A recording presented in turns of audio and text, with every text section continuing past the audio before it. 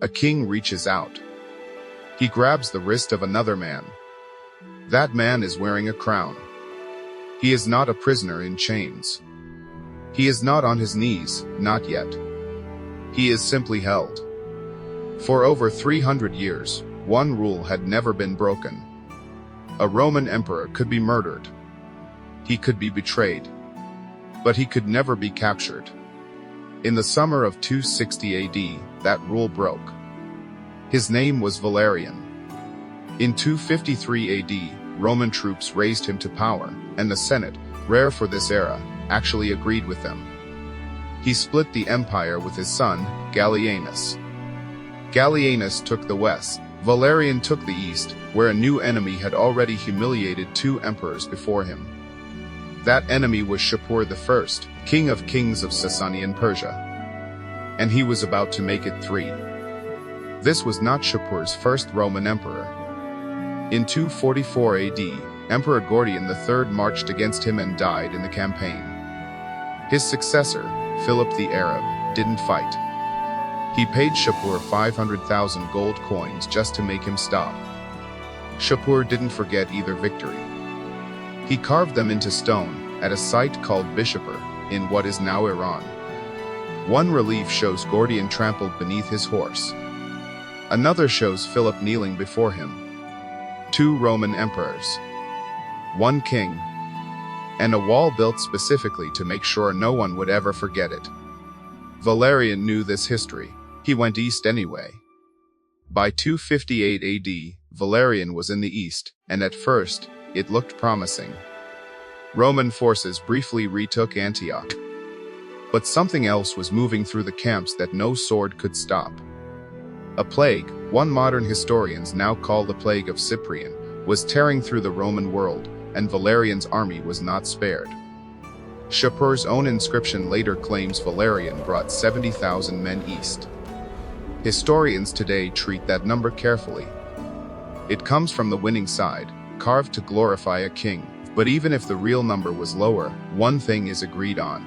This was an army weakened before it ever reached the battlefield. Rome's soldiers weren't just marching toward Shapur. They were marching while sick, exhausted, and running short on supplies. In the spring or early summer of 260 AD, Valerian's exhausted army met Shapur's forces somewhere between 2 cities, Cary and Edessa. Notice that phrase. Between them. Not inside either one. The exact battlefield has never been confirmed. Even the name we use today, the Battle of Edessa, is really just a convenient label for a fight whose precise location history has never pinned down. What we do know comes from the winner. Shapur's inscription, carved in 3 languages onto a cliff called the Kabiye-iz Artasht, states plainly, a great battle took place. And then, in Shapur's own words, we, with our own hands, took Valerian Caesar prisoner. An emperor of Rome, captured with his own hands, by the king he'd marched 1,000 miles to defeat. But here's what almost every retelling of this story gets wrong. What happened to Valerian after that moment is far less certain than the legends suggest. And some of the most famous details you may have already heard may not be true at all.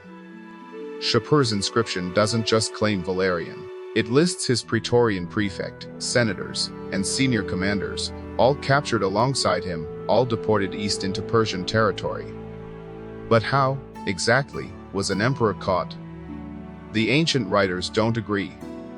Shapur's own account says it happened in battle. But a later Roman historian named Zosimus tells a very different story, one where Valerian, desperate to save his dying men, may have gone to negotiate with Shapur directly, and was seized instead. Modern historians are split. Some think Valerian was taken fighting. Others believe he was taken trying to save what was left of his army through diplomacy, and that Shapur simply didn't honor it.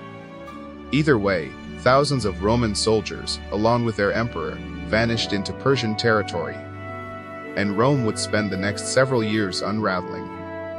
Back in Rome, there was no protocol for this. No emperor had ever needed rescuing from a foreign prison before. Gallienus, left to rule alone, could not hold everything together.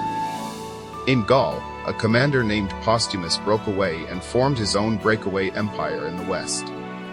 In the east, a Roman ally named Odenathus, based in the desert city of Palmyra, stepped into the power vacuum and began fighting Shapur on Rome's behalf, since Rome itself no longer could. For a time, there wasn't really one Roman Empire anymore. There were three.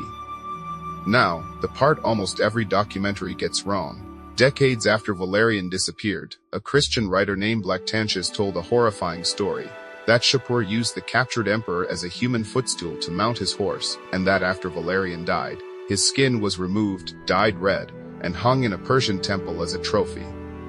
It's a vivid story. It has been repeated for over 1,000 years. But look again at the actual stone the Persians carved to celebrate this victory. Historians who study these reliefs closely point out something striking. Valerian is shown standing in royal dress, held by the wrist, not chained, not mutilated, not on the ground. If Shapur wanted to advertise torturing a Roman emperor, this was his monument to do it on. He didn't. The footstool story, the skinning story, both come from Christian writers with a very specific motive. Valerian had persecuted Christians before his capture. For them, his humiliating fate wasn't just history. It was proof that God does not forget. That doesn't make it true. It makes it useful. So what actually happened to Valerian? We know he was captured. We know Shapur claimed it in his own words, carved permanently into an Iranian cliff face that still stands today. We know Roman prisoners were taken east, deep into Persian territory, and never came home the same empire they'd left. But the manner of his final days, whether he lived in humiliating captivity or something closer to a dignified, if permanent, house arrest, is something the stone simply does not tell us. And it may be exactly the way Shapur wanted it. Not cruelty carved for the ages, just a king, holding an emperor by the wrist, forever. Some empires fall in a single battle. Rome didn't. It fell into pieces, held together by men like Odenathus who refused to let it end, and it eventually pulled itself back from the edge Valerian never returned from. If stories like this one, where a single moment changes the course of an empire, are the kind of history you want more of, there's another one waiting for you right here.